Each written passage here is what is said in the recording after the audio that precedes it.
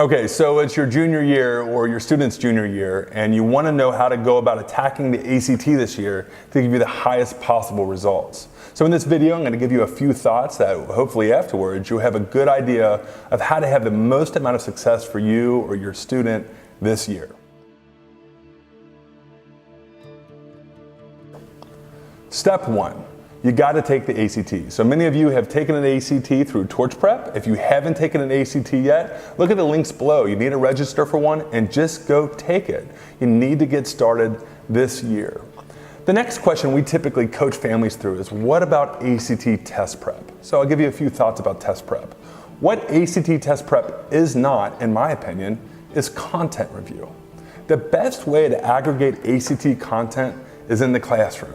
You have experts who have been trained and are professionals in teaching you English or math. These are the best possible people to teach you the ACT content. Think of it like this. The ACT is kind of like all of high school education smashed into one really long, complicated test. So if ACT prep isn't content, then what is it? So the way we approach it, and the way we like to coach students and families, is ACT test prep is less about content and more about strategy. So not how do you prepare for the ACT, but how do you study the ACT?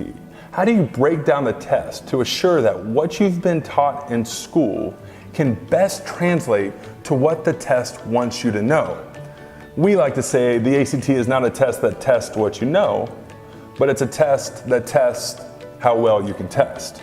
So when I think of test prep, albeit private tutoring or large group tutoring, what I want to coach a kid to look for is making sure that they're being trained in the process of translating what they learned in school to what the test wants.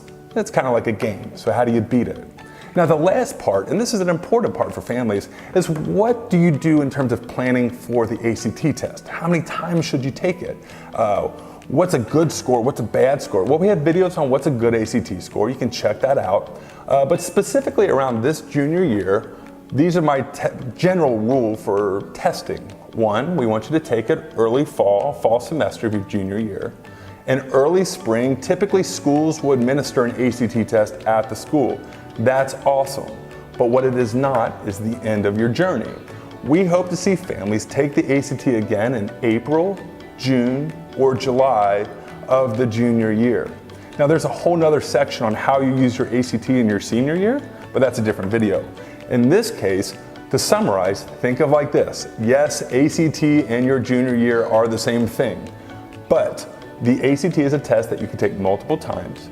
You want to be trained in how to take the test, and you want to actually go and take the test multiple times.